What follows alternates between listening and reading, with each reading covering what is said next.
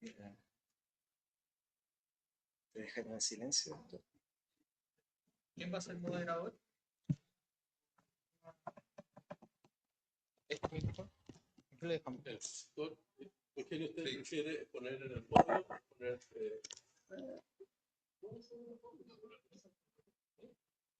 Y la conversación lo hacen con el de mano.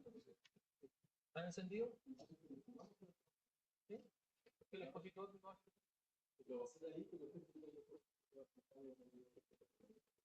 Ok. No. Realmente después de ocupar esto.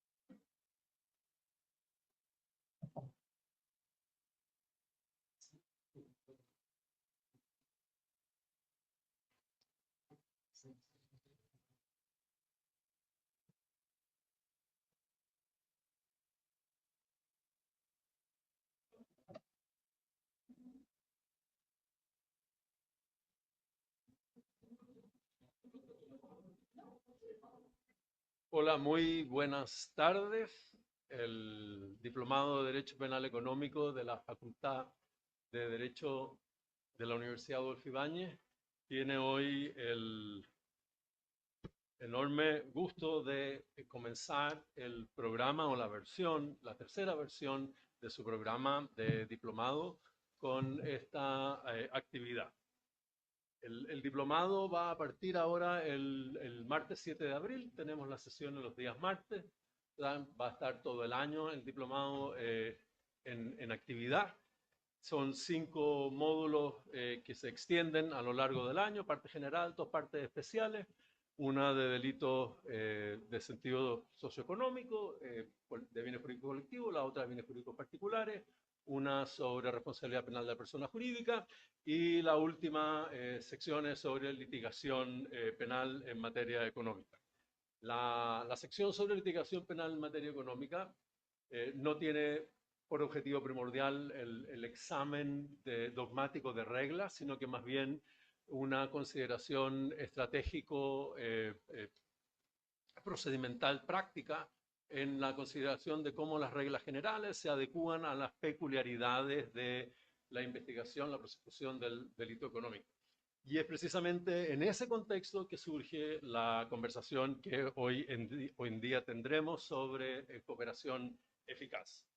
Ustedes saben, la ley 21.694, casi un año después de la entrada en vigor de la ley de delitos económicos, introdujo una regulación con vocación de regulación exhaustiva de la institución de la cooperación eficaz en el Código Procesal Penal y derogó la regla tímida y con vocación inherentemente transitoria del artículo 64 de la Ley de Delitos Económicos, que introducía una regulación general sobre cooperación eficaz, ¿no?, mientras no se dictara una regulación exhaustiva de cooperación eficaz. Bueno, esa regulación se dictó y hoy en día estamos convocados a conversar acerca de los casos incipientes de aplicación de esa regulación. Con nosotros está don Eugenio Campos, no necesita mayor presentación, el exfiscal de Magallanes y el director de la Unidad Anticorrupción, pero de todas maneras el profesor Willeman está encargado de presentarlo y de dar algún detalle más particular del sentido de esta conversación. De nuevo, muy bienvenido, es un placer contar con su presencia. Damos comienzo entonces a nuestra actividad.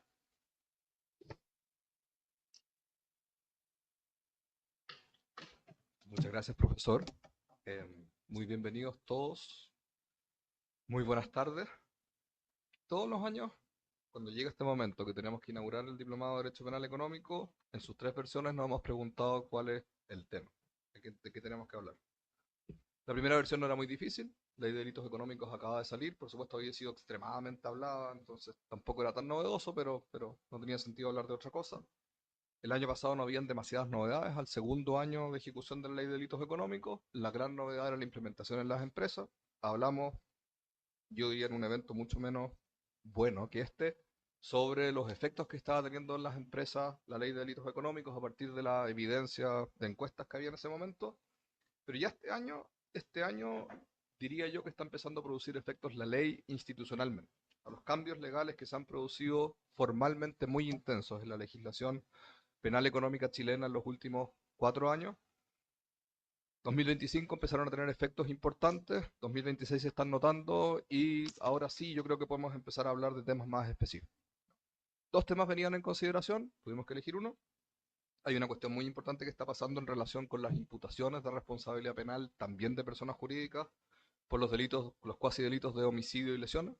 3 casos de empresas muy grandes del mercado chileno, Codelco, Blumar, Casco, que están involucradas en estos procesos. ¿Qué sentido tiene? ¿Qué límites? ¿Cuándo sí? ¿Cuándo no? Eso, por supuesto, tendría mucho sentido hablarlo, tal vez la próxima ocasión, pero todavía están muy incipientes, ¿no? Ninguno de ellos, salvo tal vez por la audiencia de formalización de Blumar, ha producido todavía efectos en que sea posible hablar de ellos. Sabemos que están siendo tematizados, procesados, pero no mucho más que eso. La otra gran modificación que ha tenido lugar en el derecho penal económico y que ya está produciendo efectos, incipiente, digamos, en términos de números, probablemente muy profundos en cuanto a efectos, es la regulación de la cooperación eficaz. Como bien explicó el profesor Bascuñán, historia de la cuestión, la cooperación eficaz fue, introducida en distintas legislaciones, con distintos contextos, legislaciones especiales, algo tímidas, en la ley de la CMF en su origen, en la ley 20.000 menos tímida, pero ajena al ámbito del derecho penal económico. La ley de delitos económicos tuvo vocación de ser solamente sustantiva en su origen. De hecho, tenía la pretensión de no tematizar cuestiones procesales, pero el punto que se pidió que expresamente se tematizara y se regulara, aunque fuera provisionalmente, uno de ellos, procesar en la cooperación eficaz, dando lugar a esta regulación transitoria, que un año después más o menos, con la así llamada ley de reincidencia, pasó a adquirir estatus formal, general, digamos, no transitorio. Esa regulación es la que nos convoca hoy día. Y esa regulación está produciendo efectos importantes. Les cito 3 ejemplos, 3 situaciones. Caso FACTOP.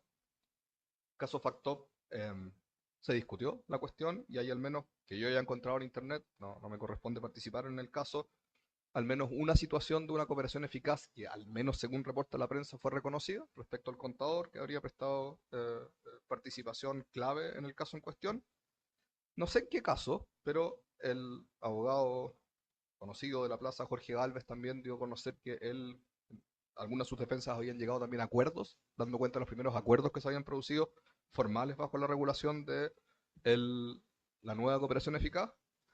Y la guinda a la torta, ¿no? La cuestión más importante, fiscal, usted no tiene por qué hablar de eso porque es un caso en curso, pero nosotros no podemos dejar de mencionarlo en el caso Vivanco, Consorcio Bielorruso, como ustedes quieran llamarle, ya dio lugar a algo verdaderamente, no sé cómo llamarle, sabroso respecto al uso de la cooperación eficaz. Sin tener yo ningún detalle de la situación, cito información de prensa, uno de los posibles involucrados, Gabriel Silver, desde el principio habría estado cooperando eficazmente, no tengo idea en qué estatus.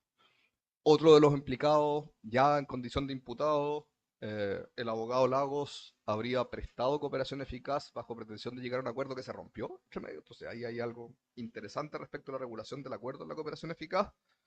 Todo esto en el contexto de uno de los juicios más llamativos, más comentados del último tiempo, ¿no? Y que muestra cómo las cuestiones probatorias asociadas a la persecución penal en materia penal económica han empezado a cambiar.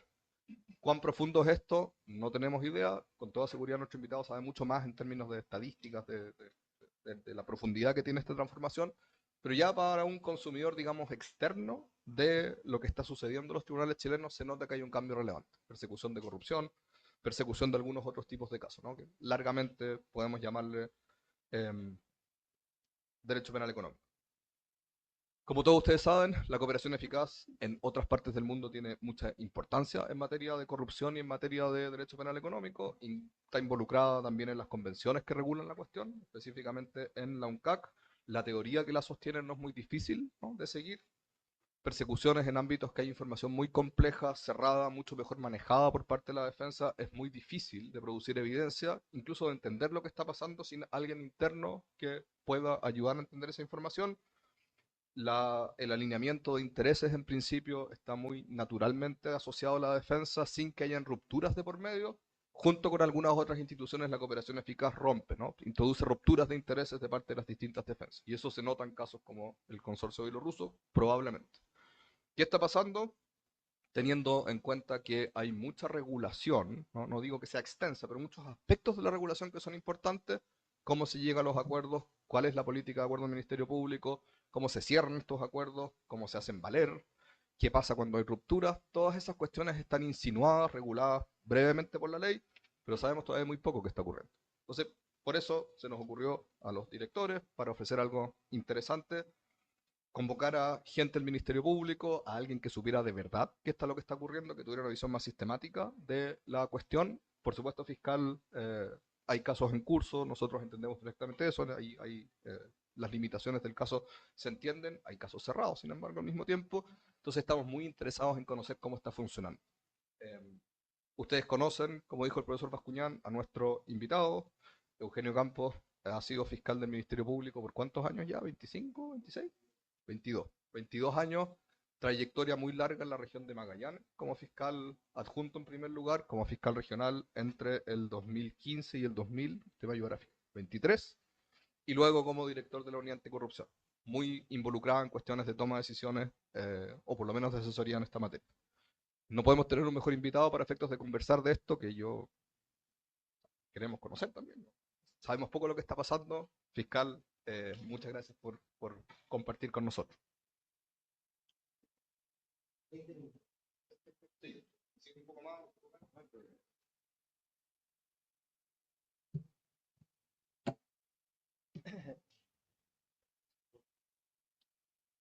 Bueno, muy buenas tardes, muchas gracias por la invitación. La verdad que para el Ministerio Público y en lo particular para mí es un honor poder estar aquí con ustedes compartiendo en forma presencial y entiendo que también telemática. Saludo también a mis colegas de la unidad que también estaban presentes y telemáticamente y hemos tenido harto movimiento. Así que desde ya es un agrado para nosotros y que la Universidad Adolfo Baña haya pensado en la inauguración también del Diplomado de Derecho Penal Económico. Y aquí voy a iniciar mi cronómetro como un alegato. Me dieron 20 minutos, espero no pasarme en ese tiempo. Pero qué duda cabe que el tema de la cooperación eficaz es una cuestión sumamente compleja, interesante, desafiante, y desde ya ponete el acento de que viene a ser una modificación que tiene el Código Procesal Penal de aquella ley llamada o mal llamada ley de reincidencia, ¿no? Y que fue dictada en septiembre, o publicada en el Diario Oficial en septiembre del año 2024 y que viene a modificar varios cuerpos legales y una modificación profunda al Código Procesal Penal. Y la primera modificación profunda al Código Procesal Penal va dada desde el punto de vista de que hasta antes de septiembre del 2024, aparte de tener el delito de omisión de denuncia en el artículo 175 del Código Procesal Penal, no teníamos reglas, más bien, si uno le pudiera llamar, de determinación de penas o minorante de responsabilidad penal, más bien todas asiladas en leyes especiales y, por qué no decir, también en ley de delitos económicos y el Código Penal propiamente tal como el gran paraguas de ese tema. Pero viene a incorporarse precisamente a través de la ley 21.694 varias cuestiones interesantes, ¿no? Cuestiones interesantes desde el punto de vista investigativo, del punto de vista que el legislador tuvo en vista temas de crimen organizado y de otorgar mejores herramientas investigativas, y que debo decir también como director de la unidad anticorrupción, uno miraba como más alejado, ¿no? Un poco de la galería, viendo qué pasaba particularmente con los colegas que se dedican más bien a la investigación del gran crimen organizado, más bien digo yo, Tren de Aragua, grandes temas de tráfico de drogas, por qué no decir, de ese tema de investigación, o más bien de ese fenómeno delictual, ¿no? No tanto del punto de vista, por qué decir, del delito penal económico y del punto de vista un poquito más cercano del tema de corrupción. Pero efectivamente la práctica del día de hoy, aparte de tener un cúmulo de que ya en el Código Penal ya no tenemos solo la omisión de denuncia como delito, sino que tenemos varios delitos, particularmente que vienen a complementar el 246 del Código Penal, ¿no? Temas de violaciones de secreto específicos, el tema del informante, el tema de la doble identidad, entre tantos otros, como temas especiales incluso de la reserva secreto del propio plazo investigando el término del artículo 182 que se amplía si estamos hablando de temas de crimen organizado o aquellos delitos complejos que el mismo código en este párrafo cuarto nuevo introducido en el Código Procesal Penal establece. Y uno de ellos precisamente es el tema de la cooperación eficaz. Y que uno diga que bueno, porque en temas de corrupción, voy a hablar un poco más bien desde mi nicho, ¿no? Está entregado más bien a la ley de terroristas, está entregado a la ley de droga, está entregado al tema de trata, pero en temas más bien de corrupción estaba el 264 que en su momento estaba incorporado como una regla especial y específica y nuestro tan bien ponderado artículo 11 número 9, ¿no? De la colaboración sustancial del esclarecimiento de los hechos. Ese era como nuestro estándar hasta septiembre del 2024. Y aquí hago un paréntesis, para mí el derecho penal económico cuando empezó a salir y con estas cuatro categorías era como empezar a conocer derecho penal 1, así que también me sumé a varios cursos y diplomados para poder entender bien el tema del derecho penal económico, que tiene obviamente injerencia a través de la tercera categoría con delitos nuestros, ¿no? Y que duda cabe que hay algunos casos que el mismo profesor Bileman ha dado cuenta el día de hoy y que están precisamente en términos futbolísticos o pegando en el palo, o efectivamente hay un gol, en este caso respecto de delitos económicos que uno tuviera que tener en vista para pensar en algunas figuras penales por parte del Ministerio Público. Pero bueno, y centrémonos en temas de cooperación eficaz. Y eso, efectivamente, esta ley vino a derogar varias cosas, ¿no? El antiguo artículo 22 de la ley 20.000, conocido ya el primero como cooperación eficaz, y que aquí uno empieza a sacar como normas sumamente relevantes. Y la primera relevancia era oportunidades. Si uno iba al antiguo o derogado 22 de la ley 20.000, perdóneme que lo diga secas, pero es el término un poco pugilístico penal cuando uno va a tribunales, es 22, no, es como al día de hoy se va a conocer el 228, ahora antiguamente el 22. Y el 22 es el fiscal del Ministerio Público tenía dos oportunidades procesales para poder reconocerlo, y que era al momento de la formalización de la investigación o al momento de deducir la acusación. ¿Ya? Ese es un tema interesante porque si uno empieza ya a hacer símiles con el 228 nuevo, 228 bis A del Código Procesal Penal y todos los consecuentes, Water bis y todos los demás que vengan del 228, señala algunas oportunidades, pero tenuamente por parte del legislador, ¿no? Puede ser durante la formalización, sí, antes de la formalización también, al cierre de la formalización, o bien al cierre de la investigación, bien, y puede ser después del cierre, parece ser que es bien también. Entonces, ahí hay cuestiones como interesantes, pero primero que nada llamar la atención que ya tenemos esta nueva institución que viene a derogar todas las anteriores que yo señalé, y el legislador viene, y que yo creo que hizo bien, de uniformar cuestiones en un solo todo en el 228 bis A. Todo lo que conocemos, ley de terrorismo, ley de droga, 264 y aquellas otras que tenían algunas normas especiales de cooperación, las deroga y se concentran solo en el Código Procesal Penal, que es un punto relevante. Segundo, no da cuenta de, en definitiva de cuáles son los momentos y tipos de cooperación. Hay una cooperación eficaz simple, hay una cooperación eficaz calificada, ya hay una subsecuente que uno puede hacer, es aquella cooperación eficaz del condenado o sentenciado, que yo creo que para efectos de esta conversación vamos a dejar para otro instante, pero es importante saberla, que para mí al menos un poco de orden son esas tres, porque esta última también tiene otros temas interesantes, porque desde ya pasa a ser una excepción de cosa juzgada, que no es no menor, y es muy compleja también respecto del punto de vista de que incluso, debo confesarlo aquí, llega a ser un poco, uno lo mira desde lejos porque los efectos pueden ser también bastante duros, a los cuales nuestra legislación, o en general uno no está acostumbrado, ¿no? más bien uno lo ve en las películas, en otros sistemas en que están acostumbrados al sujeto condenado que sale en libertad, que acá es un poco más duro. Pero bueno, quedémonos en definitiva con aquellas cooperaciones como la simple que yo les señalaba. Y temas interesantes, ya, toda la normativa se concentra en el Código Procesal Penal, el legislador unifica y centraliza la regulación de esta institución, ya lo sabemos, y para el Ministerio Público, que duda cabe, es una herramienta muy indispensable. Yo reconozco que es una muy buena herramienta, pero como muy buena herramienta también tiene que ser muy bien aplicada, sigilosa. No cualquiera, y lo digo desde ya, porque en definitiva pareciera que se nace el 228 bis A y todo el mundo quiere hacer 228 bis A. Entonces, al 228 bis A también, creo yo, y esto es mi opinión personal, uno debe darle un estándar, y de un estándar también, y un estándar alto, por no decir bien alto. Y aquí, obviamente, desde nuestra institución, punto uno, que somos los primeros en darle ese estándar bien alto, el 228 bis A, sea una cooperación simple y con mayor razón una calificada, sino que también los tribunales de justicia van a ser llamados, ¿no? El día de hoy, qué duda cabe de un poco que tiene un estándar diverso el 11.9.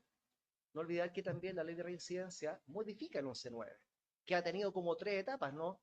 Aquella de que en el sistema antiguo era que no resulte del proceso su espontánea confesión, un poco así lo indicaba el antiguo, después la colaboración tercera al esclarecimiento de los hechos, y ahora hace después un distingo, una colaboración sustancial al esclarecimiento de los hechos, pero no quiere chocar con el 228 bis haciendo una diferencia. Y yo creo que ahí el legislador hace muy bien de marcar una diferencia, también porque los efectos son distintos, ¿no? Desde, si yo tengo un 11.9, no necesariamente va a significar una rebaja, vamos a tener que aplicar las reglas generales de aplicación de pena en aquellos casos, pero si yo tengo un 228 bis A, sea simple o calificado, la verdad que ahí el escenario es distinto, porque las rebajas pueden ser desde 1 a 2 grados según el caso, y en el caso, valga la cacofonía, en que el Ministerio Público no la haya reconocido, también todavía queda esa facultad judicial, ¿no?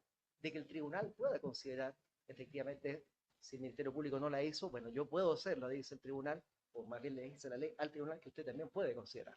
Y yo creo que también hay un ejercicio que ahí la práctica va a empezar a dotar de músculo de cuáles son los requisitos que sea el juez de garantía en su caso, o el tribunal oral en lo penal en su caso, vayan a otorgarle, ¿no? Ya les señalé que entonces esto ya vino a modificar el 11.9, si me permiten leerlo, dice si la colaboración sustancialmente al esclarecimiento de los hechos, y aquí viene lo nuevo, sin que la colaboración sea a sí mismo constitutiva de cooperación eficaz de conformidad con la ley. Y aquí hay temas sumamente interesantes desde ya, solo pongo el acento en esto, es que si puedo yo tener 11.9 y 228 bis A, que es razonable pensarlo, ¿no? Y quiero hacer, es que no, que mi 11.9 dice relación por mi participación en el ilícito, pero el 228 bis A va en razón a que yo en definitiva también otorgué antecedentes comprobables respecto de, no sé, por ejemplo, temas de comiso. Son cuestiones interesantes que en la práctica se van a poder dilucidar, ¿no? Yo tengo mi opinión personal, que también creo tenerla desde el punto de vista institucional, pero que en este vale, no tiene relevancia, sino que más bien poner acento en lo que va a ser las discusiones futuras. Eh, Requisitos, ¿no? La simple tiene exigencia, esclarecimiento de los hechos investigados, identificación de sus responsables, prevenir o impedir la comisión o continuidad o reiteración de otros delitos, y un cuarto punto que establece faciliten la práctica de cualquier clase de comiso. En la calificada prácticamente repite más bien los fines anteriores, pero va agregándole otros. Por ejemplo, el tema de los líderes, jefes, financistas, fundadores, viene a tener una mayor exigencia. Pareciera ser que uno tiende a pensar que la calificada más bien es puro y duro crimen organizado, particularmente, tiendo a pensar, o gran temas de corrupción. Y bueno, efectivamente, los requisitos. Someramente pasar en la simple, en el caso, ustedes muy bien saben, que en el caso de la ley de delitos económicos el 11.9 no corre. Y por tanto, en definitiva, muchos deberían asilarse más bien en la figura del 228 bis A, en definitiva, por lo tanto, puede ser un incentivo perverso, no sé cómo cómo se puede ver, ¿no? Pero si yo tengo una cooperación simple, o realizo una cooperación simple, sea fiscal, defensor, imputado, más bien los efectos que van a producir, que puede decir una rebaja de 1 o 2 grados respecto al delito, Y si se trata de delitos económicos, eso puede ser considerado una atenuante muy calificada y una rebaja de un grado adicional a la pena aplicable, que es no menor, considerando además que los beneficios están absolutamente restringidos. En el caso de si un efecto de una cooperación eficaz calificada, una rebaja de 3 grados, incluso hasta el sobreseimiento definitivo. Y ahí ya llega a ser fuerte. A mí, a lo menos, personalmente, me resulta fuerte. Entonces, definiría al ser fuerte y una herramienta en la cual no estamos acostumbrados, perdón que lo diga de esa forma, digo yo en general, a, todo, a todos los abogados y abogadas, ¿no? Va a ser una herramienta que en definitiva el sistema va a tener que ir dándole también músculo y mayores exigencias. No quiero hablar de la del condenado, pero también tiene efectivamente sus propios. Pero quiero centrarme en los 8 minutos que me quedan, también desde el punto de vista de más bien los datos suministros, no cualquier información. Cuando yo les señalaba en los primeros minutos en que debemos darle músculo y debemos dar un requisito más acabado o mayor que el 11.9, también todos los intervinientes tenemos que ser también súper honestos con el legislador. Y sobre el punto, concentrarme que se trata del suministro de datos e informaciones precisas, verídicas y comprobables. No es el sujeto que está en la esquina y que es medio pelado o que en definitiva es alto, es moreno, blanco, no sé. Tienen que ser datos precisos, verídicos y comprobables. Y eso efectivamente, pensando, en definitiva, y agradezco esta invitación porque en definitiva, ¿qué pasa respecto de causas en las cuales tengo más coimputados? ¿Qué pasa si uno de ellos efectivamente realiza una cooperación eficaz simple? No voy a poner calificar, simple. Pero que sin embargo, esos datos o informaciones que va proporcionando tienen que ser precisos, verídicos. Yo creo que esa parte puedo cumplirla, pero el legislador le diga comprobables. Y tengo un plazo de investigar exiguo. Yo creo que son cuestiones interesantes que en la práctica se van a dar. Ustedes comprenderán que si estamos hablando de esta alta corrupción, lo más probable es que los imputados van a estar privados de libertad. Y al estar privados de libertad, cuando uno tiene imputados privados de libertad, lo más probable, o que es lo que ocurre en la práctica, que los plazos de investigar son acotados. La regla general son 2 años, pero claro, uno puede llegar a los 2 años con diversas prórrogas, ¿no? Pero en la práctica en general, bueno, hace poco, hace un par de semanas, tuvimos 45 días. Bueno, otros tenemos 120 días. Son cuestiones que se van a discutirse. ¿Podré fundar, por ejemplo, una ampliación de plazo en una cooperación eficaz? Yo creo que sí, obviamente, pero para ver también el derecho de otros coimputados, que también van a estar sujetos a una misma medida cautelar, entonces van a ser cuestiones que también son interesantes de discutir, ¿no?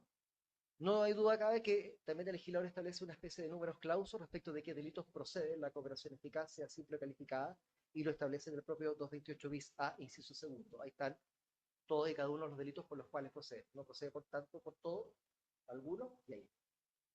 Ya les dije las disyuntivas que se pueden producir en esta discusión entre es que yo tengo un 11.9, pero a la vez tengo un 228 bis A y yo quiero hacerlos valer, será también la jurisprudencia, la que tendrá que dilucidar. Después voy a llegar, bueno, veámoslos de inmediato, ¿qué circunstancias se van a producir? Primero que nada, obviamente se tiene que celebrar un acuerdo. ¿Ya? Y aquí empezamos un poco, ya anotaciones como tengo en los 5 minutos, problemas o discusiones que en el futuro se van a plantear con una institución novedosa o novata, ¿no? Modelos del acuerdo. Yo creo que es interesante poder, menos ya nosotros tenemos, ¿no es cierto? Y pensamos en modelos de acuerdo. Pero hay un modelo de acuerdo que van a ser escrito, digo yo, una especie como, quiero ser solamente un símbolo, un ejemplo, una especie de contrato, y en ese contrato donde hay derechos y obligaciones de ambas partes, y esos derechos y obligaciones de ambas partes estoy haciéndolo para hacerlo más gráfico con ustedes, ¿no? Es un acuerdo de cooperación donde yo me someto a determinadas obligaciones, usted también tiene determinadas obligaciones, yo también tengo derechos que los puedo hacer valer, usted también tiene derechos que los puedo hacer valer, y si yo no se los respeto, puede ir al tribunal, en el caso de la defensa y del imputado. Pero si no hay un acuerdo escrito, ¿puedo tener yo un acuerdo verbal? Por regla general sí, el legislador también lo permite en algún minuto, pero no hay duda alguna que para nosotros, en definitiva, como digo yo, como como Ministerio Público, y aquí, si me permiten un minuto, ¿no? Obviamente que tiene que ser por escrito, por un tema más bien de seguridad jurídica, de certeza, en este día, yo creo que para todos y cada uno de los intervinientes, y además por un tema de transparencia. Y se le agregaríamos otra cosa más, de registro. El deber de registro del fiscal del Ministerio Público es una obligación nuestra, ¿no? Otro problema que se va a presentar con esta institución novedosa es el estándar de exigencia que vaya a tener. ¿Sí? ¿Qué estándar le va a dar también el tribunal? Porque una cosa, bueno, si bien es verdad, hay determinadas circunstancias en las cuales el tribunal, no quiero decir que la palabra sea acatar, pero sin embargo le deja muy poco margen del legislador. Desde el punto de vista, si se celebra un convenio de cooperación eficaz entre fiscal, imputado y defensa, y se cumplen con los delitos del artículo 228 bis A, inciso segundo, el parecer ser que el tribunal debe dar cumplimiento y debe acatar aquello que se acordó. ¿Ya? Distinto es cuando el fiscal dice no quiero cumplir y el tribunal, sin embargo, puede considerar que sí. Hay hecho mano lo que pasaba antiguamente con el artículo 22. Muchas veces hay casos en las causas de drogas donde no se reconoció un 22, o sea, la formalización o la acusación incluso, pero que sin embargo terminamos en la etapa del 343 del Código Procesal Penal después de un juicio oral en que el tribunal sí considera un 22. La tercera discusión, si el 228 bis A puede ser o no una diligencia investigativa. Y como diligencia investigativa iba a lo que yo les hablaba respecto del plazo de investigar, uno. Dos, del punto de vista de que, más que diligencia investigativa, por cierto, que son una diligencia importante o mejor dicho, es un método en la cual uno puede asilarse para poder tener una rebaja o premio, si quiere, en el tema de la pena. Y las facultades, o si va a ser, las rebajas van a ser facultativas obligatorias. Entiendo pensar que el legislador ha sido claro en ese aspecto. Dudas también de derecho procesal y penal, ¿no? Hemos tenido algunas discusiones respecto de hechos ocurridos antes de septiembre del 2024, en la cual el 228 bis A estaba, y respecto del cual solo tenían el 11.9 o el 22 o aquellas normas del 264, y que sin embargo ahora por sus efectos algunos quieren abrazar vía artículo 18 del Código Penal como una norma más favorable y aplicarla a otros casos. Temas de retractación, un tema también interesante, y que yo creo que en temas de retractaciones, yo creo que ahí, insisto, existe la libertad de prueba, punto uno, que rige nuestro sistema procesal, con las limitaciones que todos conocemos, ¿no? Y por tanto van a ser una cuestión de valoración de prueba por parte del tribunal. Y el otro punto de vista, en los 30 segundos que me quedan, bueno, ya me referí al tema del valor probatorio. Entonces, no, está bien, no, está bien. Es que he aprendido que cuando uno habla menos es mejor. Entonces, y sin perjuicio de eso, yo creo que son temas que en esta etapa son muy interesantes. Son buenos que ya las universidades, como lo está haciendo muy bien la Universidad de conversan de estos temas, porque es algo que llegó y no va a cambiar. Yo creo que la modernidad indica, yo creo que nuestra legislación quizás tardó incluso en abrazarlo, no haberlo tenido antes. Lo que pasa es que nosotros al menos nos sentimos como no tan acostumbrados con esta figura, pero está la legislación y no hay duda alguna que es una muy buena herramienta y que tenemos que utilizarla con cuidado. Yo creo que eso es lo que podía decir. Muchísimas gracias por su atención.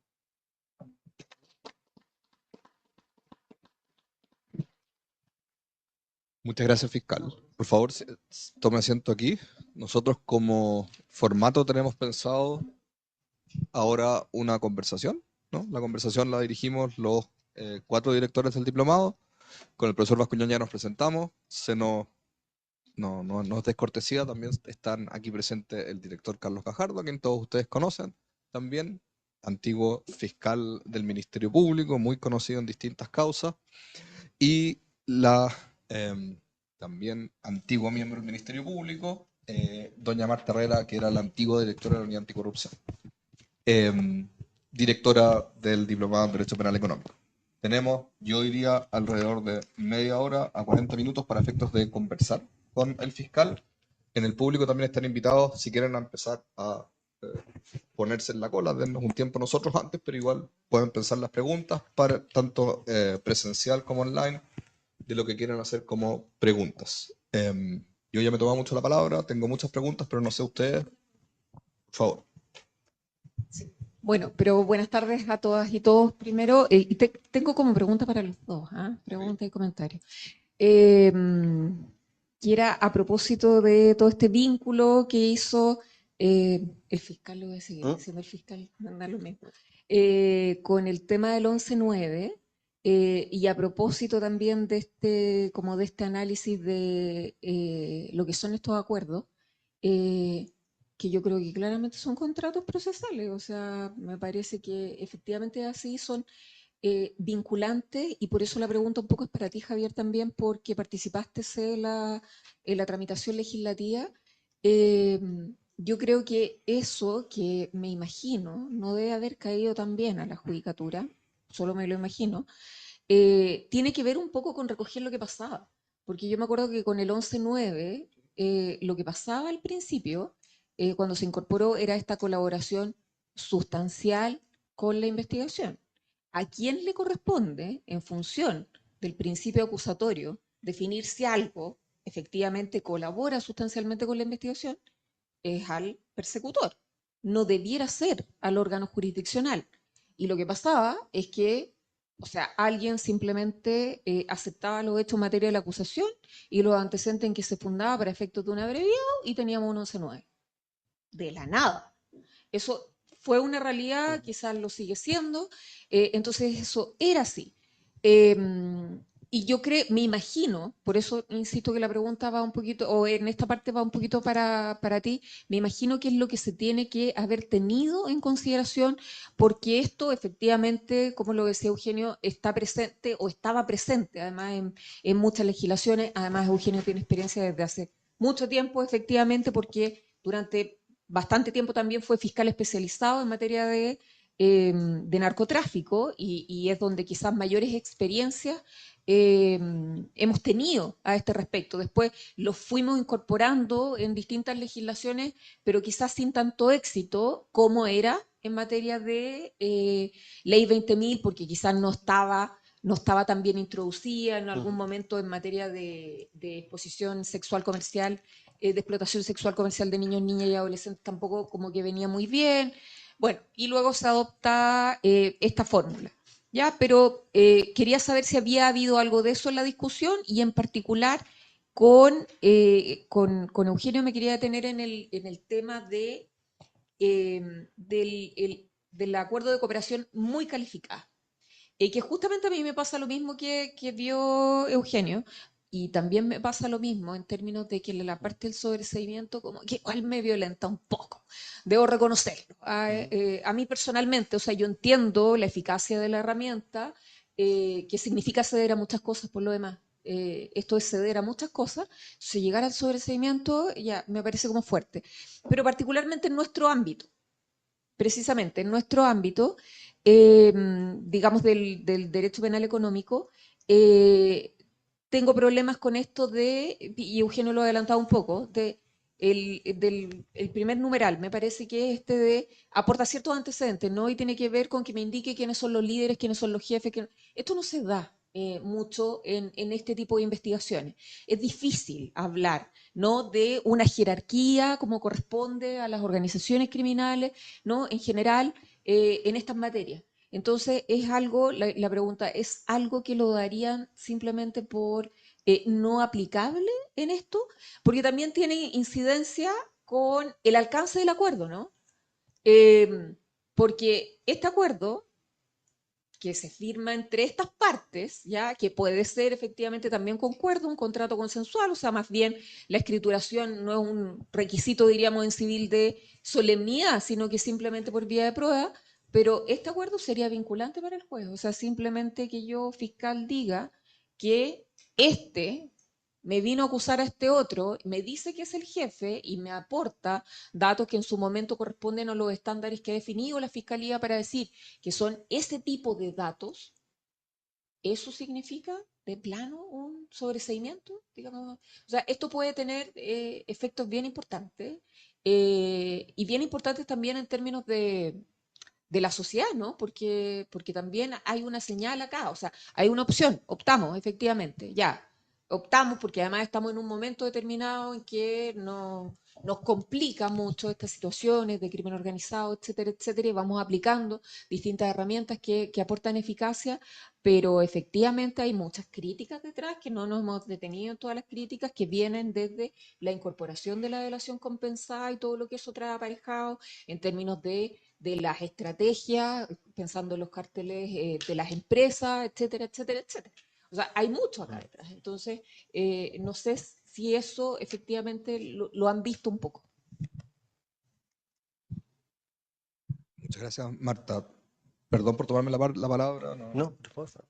En las dos preguntas, lo primero respecto al acuerdo, la introducción del acuerdo y la relación con el 11 como número 9, ¿de dónde viene?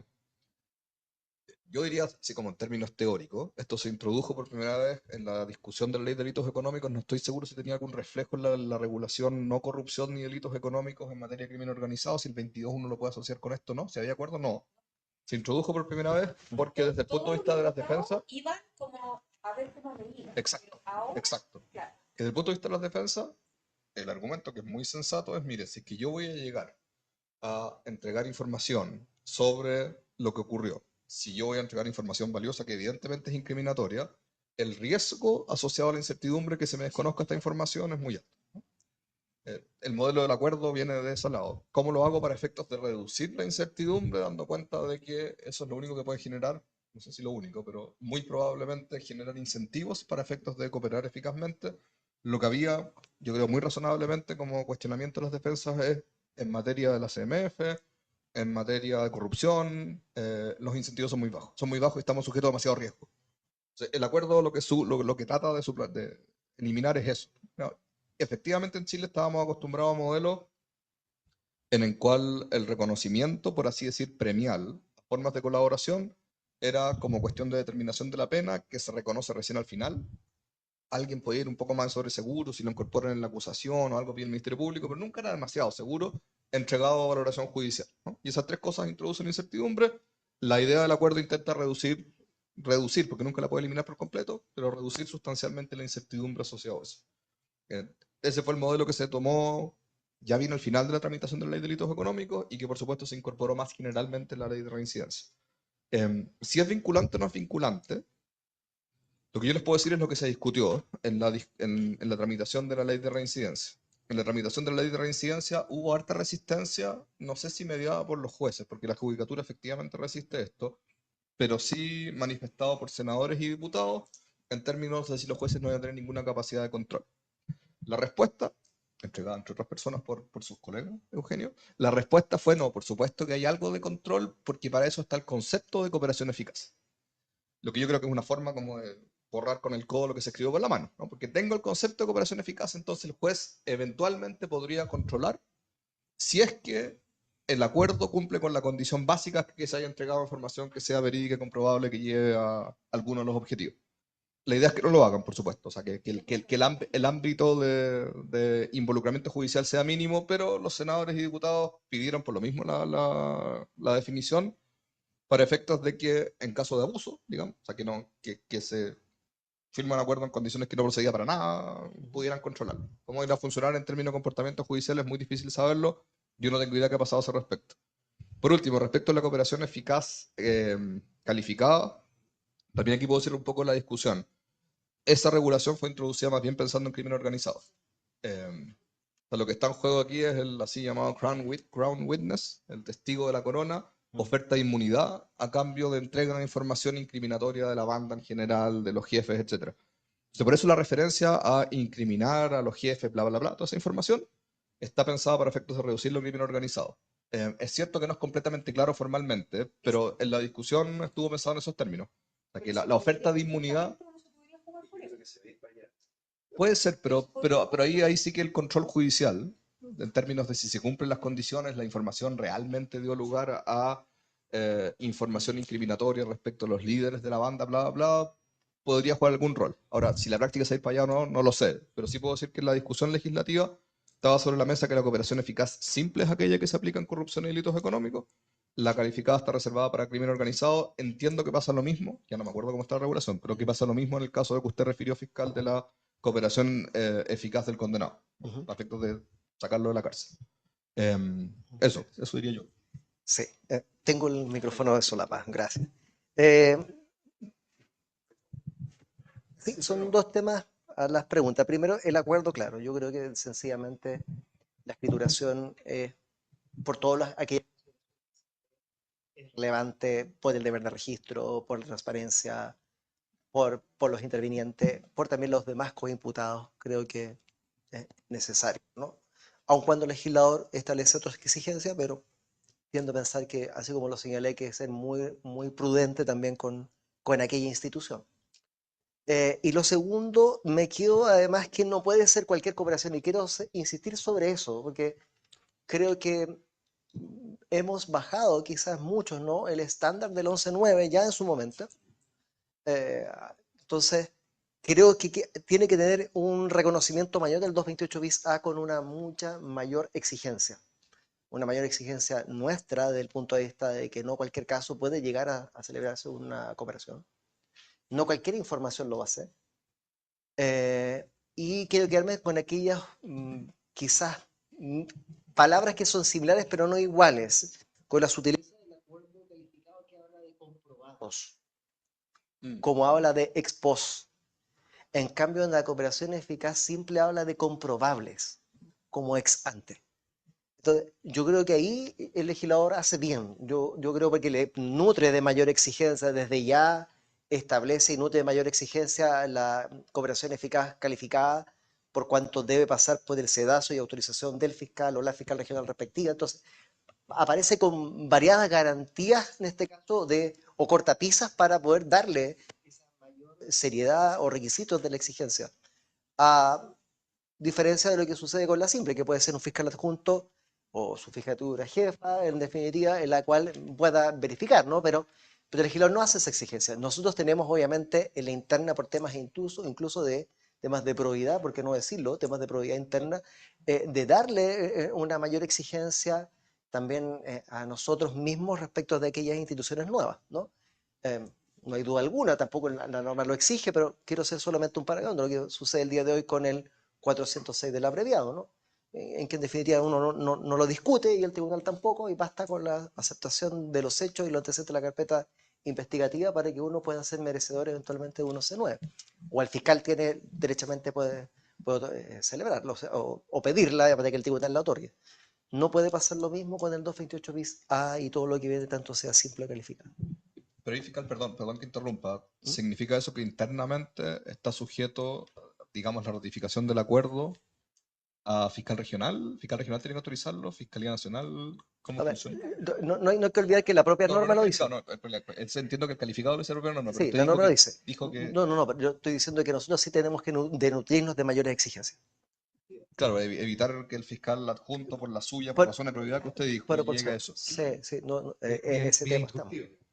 Obviamente. Oye, obviamente. permíteme, ¿está funcionando esto, no? Sí, un par de comentarios porque yo creo que las normas que se introducen de la cooperación eficaz guardan estrecha relación con lo que ha sucedido en los últimos años con el aumento de penas de en general los delitos económicos, que es donde nos estamos enfocando. ¿Por qué?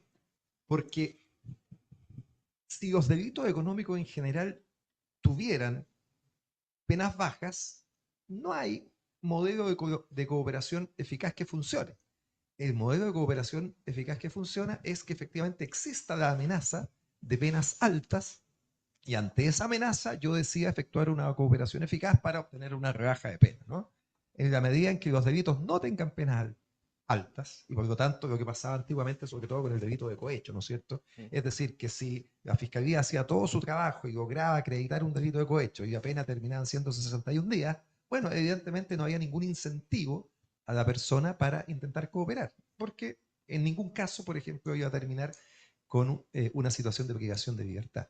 Entonces, lo que ha pasado en los últimos años, y todo muy vinculado, diría yo, a las últimas experiencias de delitos funcionarios, lo que pasó después del caso Penta, el aumento de penas del cohecho, las posteriores modificaciones de la ley de delitos económicos que han hecho más riguroso el tratamiento de los delitos económicos y de corrupción era, diría yo, una necesidad para que un sistema de cooperación eficaz pudiera funcionar. O sea, si no teníamos penas altas, un sistema de cooperación eficaz efectivamente no funciona, y creo que, a diferencia de los temores que plantea Marta o que pueda tener alguien, a mí me parece que es una herramienta extraordinariamente necesaria y que si en algún caso justifica el sobreseimiento de una persona a cambio de una gran ganancia de persecución de personas importantes, yo al menos no le veo problema.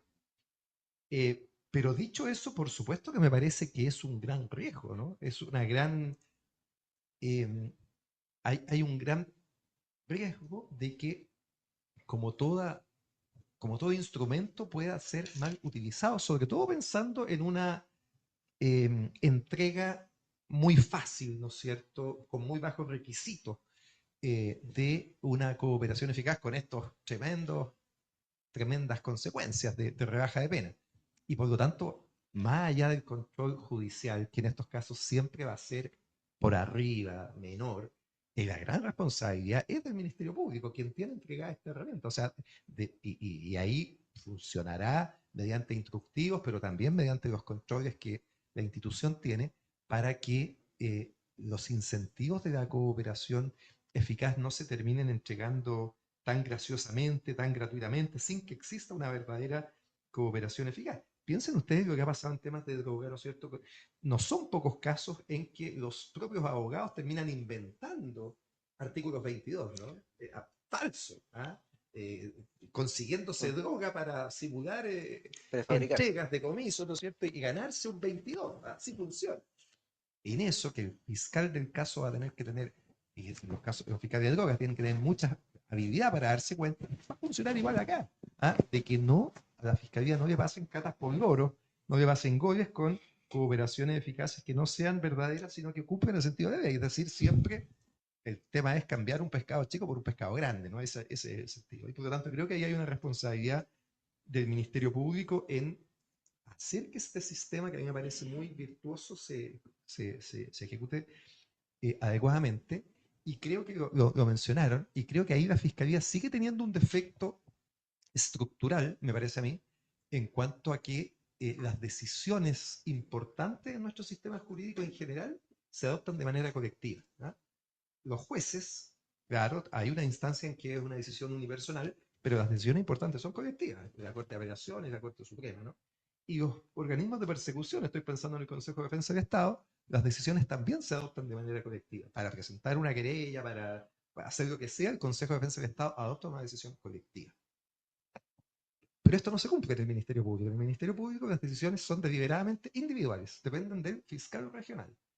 Y esto, bueno, va a tener algunas modificaciones ahora con la Fiscalía Supraterritorial, ¿no? Pero por supuesto que es una situación compleja, diría yo, donde a mí me gustaría pensar, porque no es posible hacerlo voluntariamente, ¿no?, en ciertas modificaciones legales.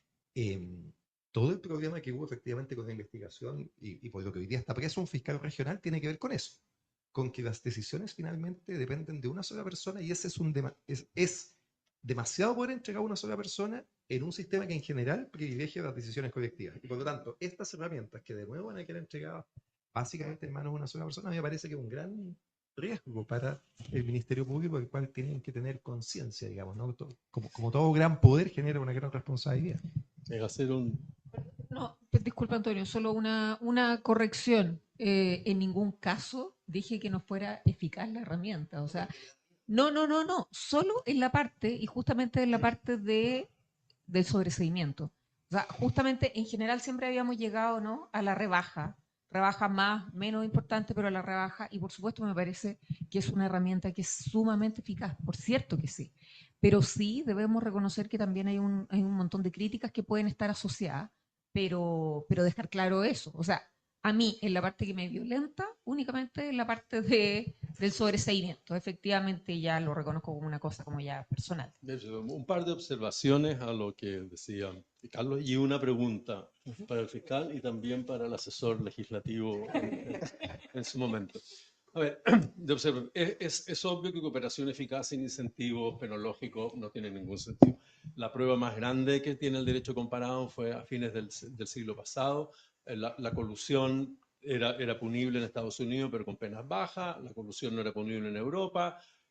Se volcaron las instancias persecutoras a la cooperación eficaz para desarmar los carteles y frente a la importancia de la cooperación eficaz floreció la pena.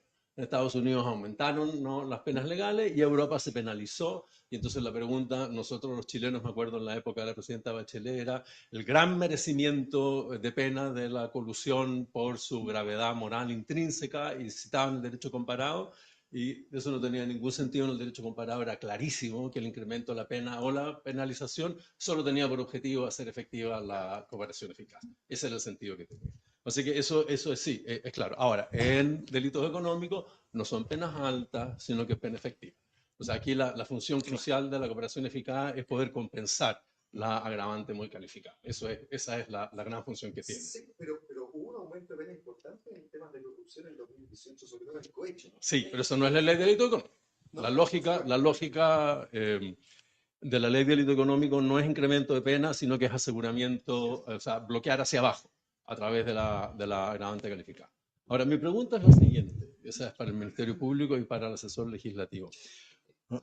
Ustedes recordarán que cuando se promulgó la ley de delitos económicos, se hizo una presentación ante el Tribunal Constitucional impugnando distintos, ¿no?, issues de constitucionalidad, y el tribunal, con su voto en mayoría, no tomó en consideración eso, sino que se mantuvo apegado a la estructura de control preventivo forzoso por ley orgánica. Pero uno de los puntos que salió a relucir y que no, si mal no recuerdo, no venía patrocinado por la presentación de los abogados que incitó al tribunal a tomar un control concreto sobre el asunto, era precisamente el artículo 64, la institución del acuerdo. O sea, la idea de que el fiscal podía, con su acuerdo, con el imputado y con la defensa, podía obligar al tribunal. Y el Tribunal Constitucional lanzó la tesis en los votos de minoría, pero un voto de minoría que tuvo bastante adhesión dentro de la minoría, lanzó la tesis de que eso era una sustracción inconstitucional del poder jurisdiccional de los tribunales. O sea, hay ahí, por decirlo así, hay ahí un germen de posición en el Tribunal Constitucional de incomprensión de la estructura necesaria de esta institución según la definición legal, y por lo tanto también hay porque uno podría pensar, por supuesto, que si deniega el fiscal, eso pudiera ser contrario a los intereses de la defensa, pero para eso está la regla, la posibilidad de la concesión judicial. No, aquí la cuestión es que el tribunal esté obligado por el acuerdo, y el Tribunal Constitucional, en este voto, da el germen de inaplicabilidad por inconstitucionalidad, por sustracción de jurisdicción, que sería una potestad constitucionalmente arraigada exclusivamente en los tribunales de justicia. Entonces, la pregunta es, frente a este germen de dificultad, pensando en los querellantes echando abajo, ¿no?, los acuerdos, me imagino que el Ministerio Público no va a echar abajo su propio acuerdo, y naturalmente la defensa tampoco, pero estoy pensando en los querellantes bloqueando y los querellantes suspendiendo y los o el juez de garantía, ¿no?, promoviendo la cuestión de constitucionalidad, naturalmente, y eso es un escenario más que complicado. Mi pregunta es al asesor, ¿esto se discutió durante la tramitación de la ley? Mi pregunta al fiscal, ¿hay algo de anticipación respecto de un escenario tan complicado de litigio constitucional a propósito de una condición que es elemental? Si no funciona el acuerdo tal como la ley lo diseña, no tiene sentido la reforma. Claro. No me acuerdo. La Se discutió. La pausa estuvo buena. La pausa y... Sí, es cierto, no me acuerdo. Se discutió además, siendo la táctica. Se discutió la cuestión de la jurisdicción, por supuesto. O sea, los senadores y diputados muchas veces manifiestan esa opinión, no puede privarse por completo la facultad de los jueces de revisarlo, y quedaron tranquilos con esta idea de que puedan revisar si se cumple con la definición, con el consenso. O sea, que tiene esa facultad limitadísima de controlarlo. Yo me imagino que en el fallo del Tribunal Constitucional también se hacía referencia a eso. No estoy seguro si era en contra o más bien decir, pero nosotros entendemos que en cualquier caso mantiene la facultad de controlar el juez. Como una especie de interpretación constitucional No, claro, la salida de la cuestión, Sí. de lo que ocurrieron fue decir, esto no es un problema porque por definición Puede la ley no podría... Claro. ¿Cuál es este espacio? Por supuesto, es una cuestión que depende de la práctica, sí. O sea, que se plantea una vez que el tribunal no lo acepte, ¿no? Rechace un acuerdo, uno esperaría que ojalá eso no pase mucho. Pero solamente se discuten esos términos. De lo que no me acuerdo si es que luego fue objeto de control constitucional. Yo creo que sí, pero no seguí la discusión si es que fue objeto de aparecer en la sentencia del Tribunal Constitucional cuando controlaron la ley de reincidencia. Sí recuerdo que después del control la cuestión salió indemne, no hubo problema. Si es que están algunos de los votos de minoría del control de la ley de reincidencia, no lo recuerdo. ¿No? No, yo no. Bueno, Tiene. profesor, las dos consultas. Todavía no hemos llegado a ese análisis. Yo soy sumamente responsable que estamos en la etapa, la primera capa, ¿no? El tema de los acuerdos, uniformidad también de Arica Magallanes, y frente a eso, los efectos que se pueden producir. Todavía no tenemos todavía una discusión en una AFJO, por ejemplo, en la cual se plantee derechamente este escenario. Lo hemos tenido someramente en algunos, no me voy a referir al caso en particular, pero solo en sede de discusión de cautelares. Esa ha sido como la intervención, todavía con una discusión que estimo yo absolutamente abierta y que la veremos en la audiencia de preparación de juicio oral, que yo creo que ahí me juego todas mis fichas, en definitiva, pensándolo. Y qué duda cabe que respecto de temas de avisorar al Tribunal Constitucional y otro, y no lo digo de forma jocosa, pero los colegas tienen mucha también imaginación, ¿no? Entonces, frente a eso, no queremos dar luces tampoco de nada al respecto y no queremos ser pitonizos ni ese objetivo, sino que queremos centrarnos en la idea de cuál es el objetivo del legislador. Y el objetivo del legislador es poder combatir con mayor fuerza y de herramienta la persecución penal y el sistema en definitiva frente al crimen organizado y la alta corrupción. Yo creo que eso es que todas y todos deberíamos estar blindar positivamente esta institución y que sea ocupada y utilizada de la mejor forma posible. Y ya la pregunta, o más bien el comentario de Carlos, definitivamente yo defiendo mi institución del punto de vista de que todos y cada uno de los fiscales actúan de buena fe y por tanto cada una de sus decisiones son adoptadas de buena fe. Y las decisiones adoptadas por parte del fiscal del Ministerio Público siempre y deben fundarse de acuerdo al mérito de los antecedentes. Y frente a ello, además de una institución tan relevante como la del 228 bis A, con lo que estamos hablando, qué duda cabe que precisamente aquella unidad de la cual yo dirijo también tiene mucha injerencia y tenemos mucha responsabilidad desde el punto de vista de empezar a nutrir mayores exigencias.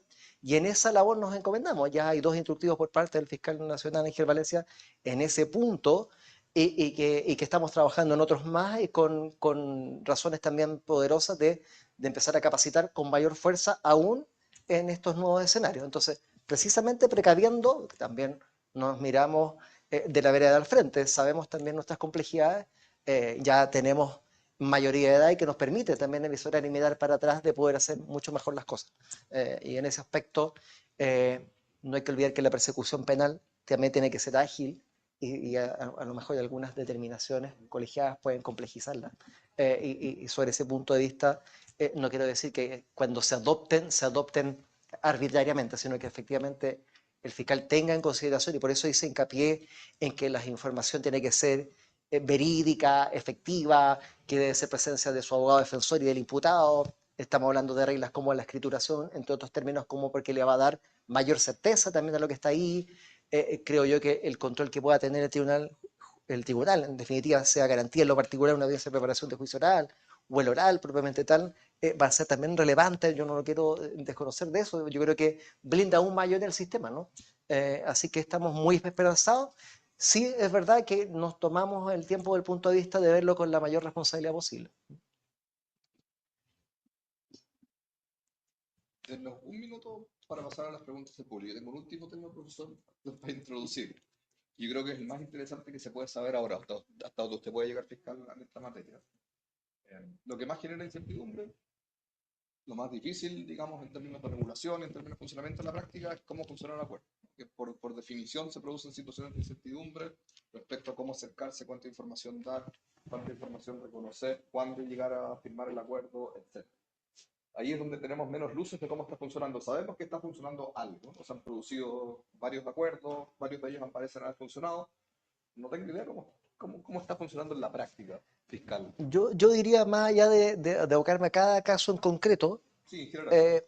no hay que olvidar que la propia norma del 228 visa establece exigencias y establece exigencias que van más allá de la simple colaboración sustancial al esclarecimiento de los hechos, marcando una diferencia notable con el 11.9. Tiene exigencias y tiene guarismos también el legislador respecto de cada uno de los requisitos que deba cumplir. Entonces, tiendo a pensar, y al menos ya como derechamente viendo un caso hipotético, que no es una cuestión que se plantea en un café y conversar la intervención, no, bueno, ya mañana entonces, creo que tiene que tener detalles, creo que tiene que tener del punto de vista desde el propio imputado y su defensa de conocer los términos, en este caso, cuáles son las virtudes, cuáles son las obligaciones. No olvidar que también hay una renuncia al 305 del punto de vista de que puede que incluso su declaración sea autoincriminatoria. Son cuestiones relevantes que tienen que tener en consideración. No es una cosa que sea baladí de la noche a la mañana. Entonces, requiere un estudio y por de pronto, lo que hablábamos recién y que les planteaba a Carlos, tiene que tener también una revisión desde la interna. El punto de vista, el fiscal del Ministerio Público, aparte tiene una jefatura, si es una fiscalía local, tendrá que conversar con su jefatura, con su asesoría jurídica, duda o si es simple en definitiva con su fiscal regional, en el caso de si es calificada, pasar eventualmente o cumplir, o en este caso entre la duda, el asesoramiento de las unidades, ya sea la unidad de crimen organizado, ya sea la unidad de anticorrupción, por ejemplo, tiene efectivamente varios sedazos. Y esa es la seriedad que nosotros le queremos dar a eso. No sabemos si el público, preguntas del público. Tienen que, al momento de hacer la pregunta, si es posible, o les llevamos esto, o creo que, no sé si funciona el micrófono. Aló, aló. Sí, sí. Muchas gracias por la exposición. No, es interesante. Una consulta. No sé si están pensando, Eugenio, en mirar otras experiencias que han sido exitosas, como por ejemplo la de la Fiscalía Nacional Económica.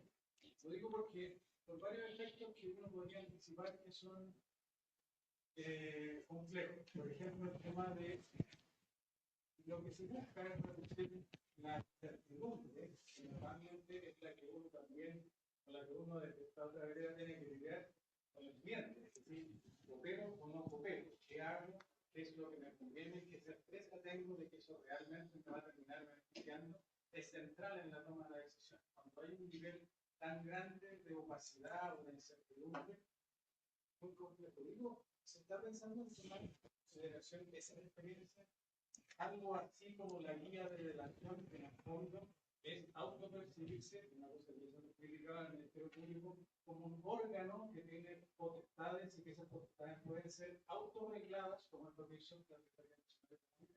Está pensando en la generación de una guía de ese tipo.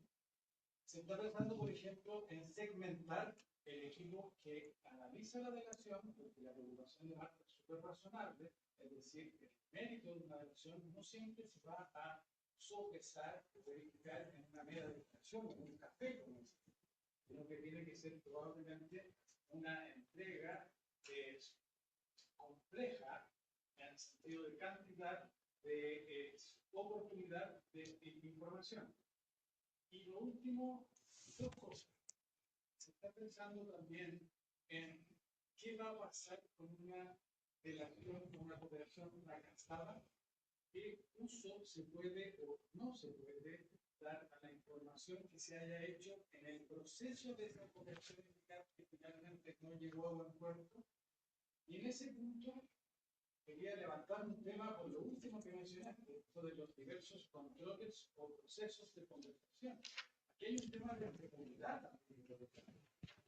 Mientras más uso sea el control por parte del órgano, al interior del órgano, que el órgano está regional el asesor, la persona que está cooperando va a sentir que su nivel de exposición es altísimo.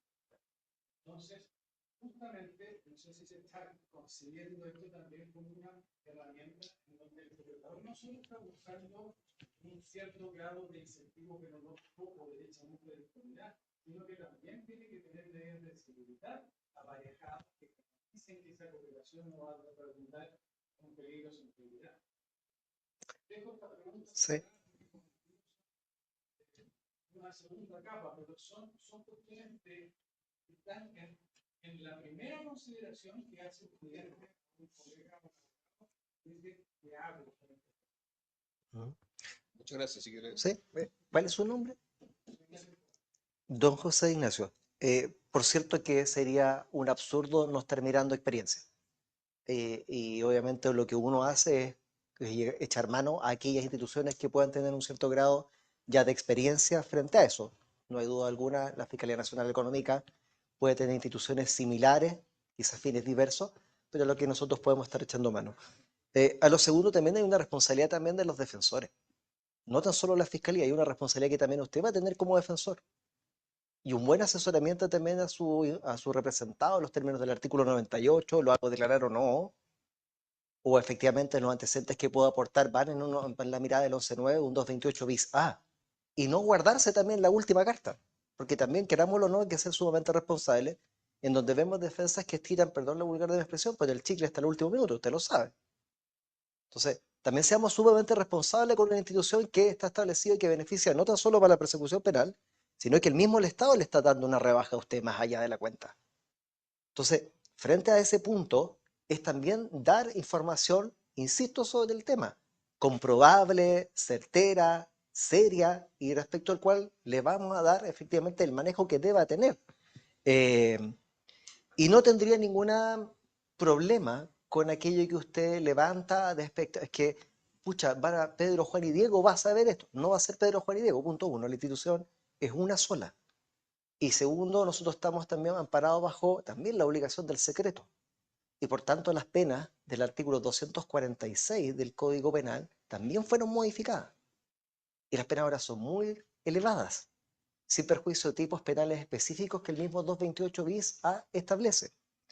Y cuarto punto, dentro de una de las condiciones que uno puede celebrar respecto de un convenio de colaboración, va entre otras medidas de protección.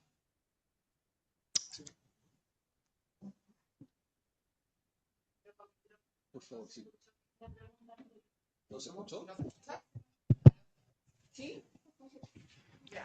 Pero parece que no se escucha en el Zoom.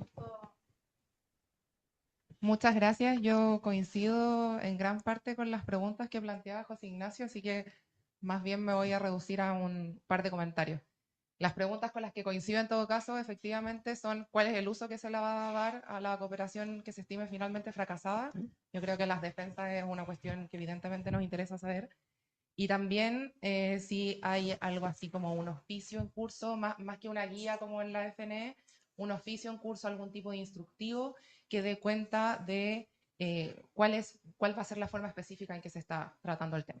Más allá de esas dos preguntas coincidentes, tengo tres comentarios. Primero, que creo que vale la pena revisar el lugar en que está incorporado el 228 bis. Está a continuación del registro de las actuaciones tanto del Ministerio Público como de las policías. Yo creo que esa es una luz bastante fuerte e importante respecto a que efectivamente esta cuestión tiene que ser por escrito. O sea, tiene que estar registrada de alguna forma, y creo que en ese sentido el legislador nos da una pista por la forma en que se incorpora la cooperación eficaz en el código. Ese como primer comentario. Como segundo comentario, también me parece que efectivamente hay una distinción fuerte entre el 11.9 y el 228 bis. Y eso también lo muestra el propio legislador cuando establece en el inciso sexto que si el autor estuvo involucrado, la cooperación eficaz se tiene que extender más allá de su propia contribución al delito. Eso obviamente agrega un estándar mayor, que es justamente lo que señalaba el fiscal, respecto de cómo se tiene que entender con el 11.9. También creo que eso es una luz que ya nos está dando el legislador de cómo tenemos que entender esto.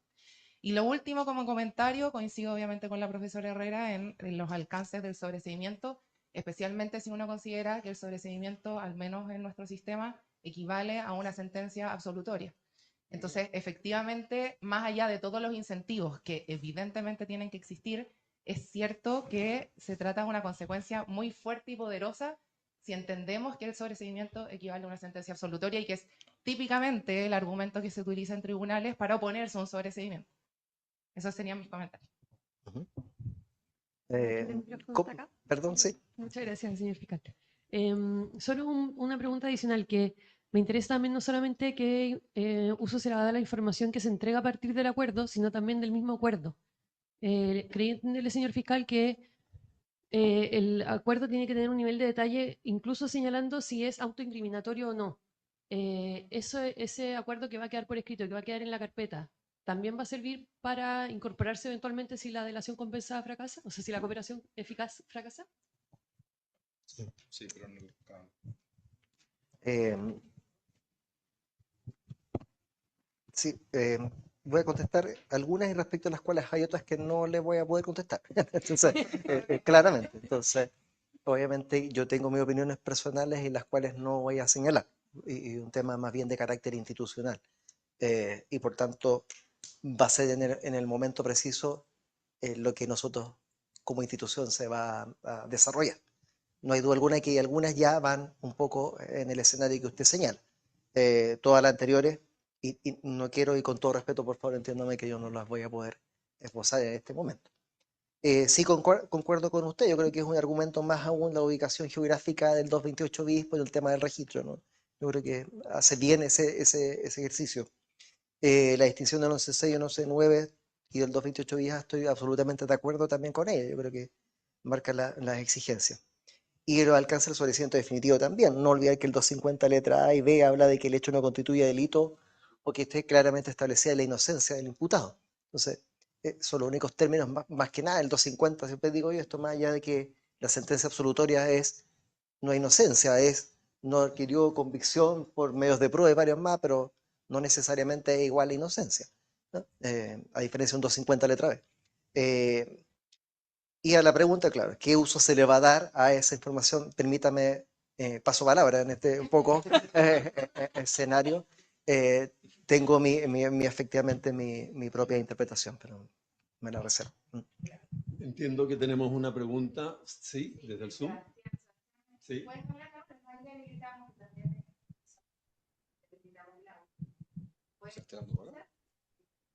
Gracias, sí. No sé si me escuchan. Gracias. Bueno, aprovecho de saludar a los panelistas, con mucho afecto a quienes fueron mis profesores de Derecho Penal y al fiscal Campos, quien ha estado al otro lado del estrado muchas veces. Así que también me tomo muy personalmente la etiqueta de los colegas con imaginación que llevamos este tipo de cosas al Tribunal Constitucional. Pero precisamente por eso, en mi calidad de colega con imaginación, aprovecho de preguntarle respecto a los estándares de calidad de la información, sobre todo en los acuerdos de cooperación simple, porque tal como señaló el fiscal Campos hace un momento, el estándar respecto de la información en los acuerdos de cooperación eficaz calificada es bastante más alto en el sentido en que la información tiene que estar comprobada.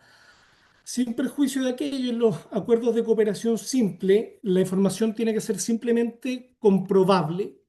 Y ese es un estándar que a mi juicio, por lo menos en la redacción, quedó con una textura bastante abierta y la jurisprudencia, precisamente por la falta de posibilidad de controlar el contenido del acuerdo, no va a poder fijar un estándar. Por lo mismo, el estándar va a tener que ser fijado inevitablemente por la práctica de la fiscalía en el momento de adoptar los acuerdos.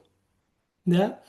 Entonces, dicho eso, yo no sé qué está entendiendo o qué va a entender de aquí en adelante la Fiscalía con el hecho de que la información tenga que ser comprobable, porque en el momento en que el fiscal nacional dictó el primer oficio refiriéndose al tema, la primera instrucción general, simplemente se agregó como estándar adicional que la información tenía que ser inédita, que es un estándar, por supuesto, un poco redundante.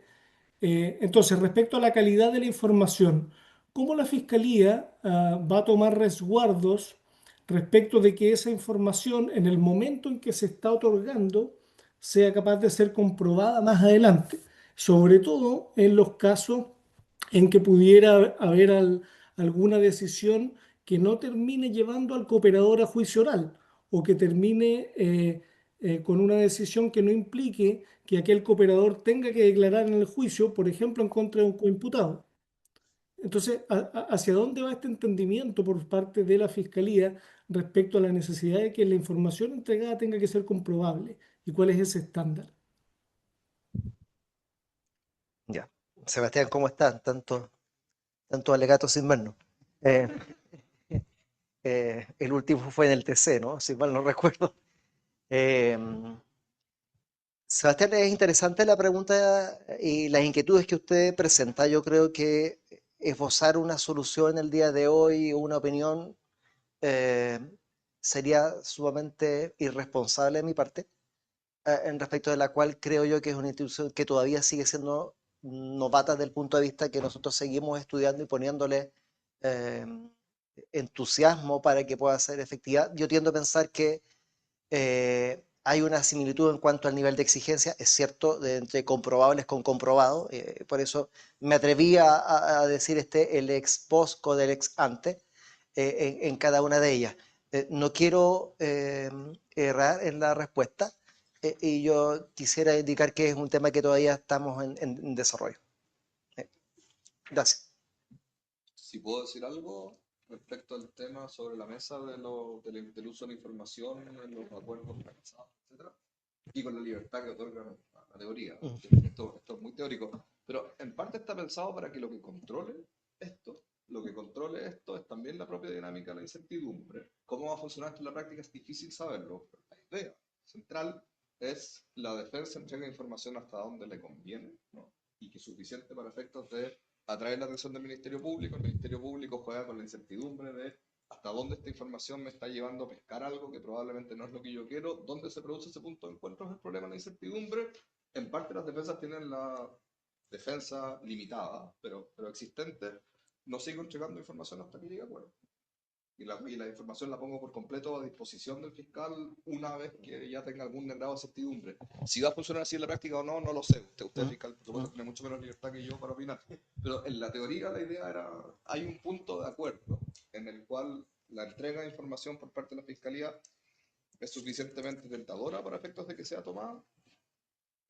Si después hay un engaño, igual se puede dejar como condición en el contrato, porque de hecho creo que lo dice la ley en algún momento. O sea, si no cumple con las condiciones, hay alguna como cláusula de salida por parte de la fiscalía. No sé si esto está siendo incorporado en los acuerdos, pero no es solo un problema jurídico, ¿no? Un problema dinámico en la negociación de en qué momento se produce ese acuerdo y qué se hace con ello.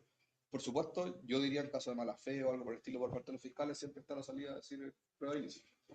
¿Va a ser tomado en consideración por los tribunales o no? No lo sabemos. Y siempre está la posibilidad, creo, que una cooperación eficaz, incompleta, fracasada, que no cumple las expectativas, se transforme en un 11-9 finalmente, ¿no? Claro. Perfectamente. O se transforme en la cooperación eficaz no reconocida por el fiscal y reconocida por el juez. Está pensado también en ese sentido. Exacto. Sí, o sea, hay varias posibilidades. Ante la mala fe, claro, el fiscal puede hacerlo valer de esa forma. Sí, pero no necesariamente mala fe, sino que ante una discordia legítima, digamos, de lo que sucedió y que termine resolviéndose al tribunal. No sé si tienen más preguntas, dudas. Nosotros estamos sobre la hora, pero tenemos... No, es que encontré muy bueno el punto que levantaron y que los tres levantaban respecto de esto del como el acuerdo fracasado. Y pensaba en definitiva que como que lo que echan de menos es una norma como el 335 del Código Procesal Penal, ¿no? Las negociaciones, o sea, de aquí, o sea, jamás, en la vida. ¿Ya? Y yo creo que efectivamente una norma así de categórica también pudo haber sido buena. Quizás esas cosas como que faltan cuando lo dejamos mucho a las personas. Y lo otro que quería decir es que encuentro que se ha producido un debate tan interesante que se nos puede reproducir en nuestro curso de litigación, ¿no? Pero claro, que dirige acá el profesor Carlos Gajardo, sí, por supuesto, dentro del diplomado, que se pueden hacer ejercicios muy, muy entretenidos a propósito de un acuerdo de cooperación eficaz calificado en un caso de delito económico. Sería muy interesante, ¿no cree el profesor Gajardo? Que lo podemos ir viendo también ahí en el diplomado, ¿no? ¿No hay más preguntas? ¿El público tampoco? Bueno, muchísimas gracias a todos por su atención. Tuvimos un invitado a lujo. Yo creo que fue muy interesante la discusión. ¿Hay café afuera o no? Aquí había café. Hay espacio para conversar, los que quieran conversar. Muchísimas gracias a todos por venir. Muchísimas gracias, Eugenio. Los esperamos en el Diplomado de Derecho Penal Económico. Todos los que tengan interés, por favor. Para eso estamos.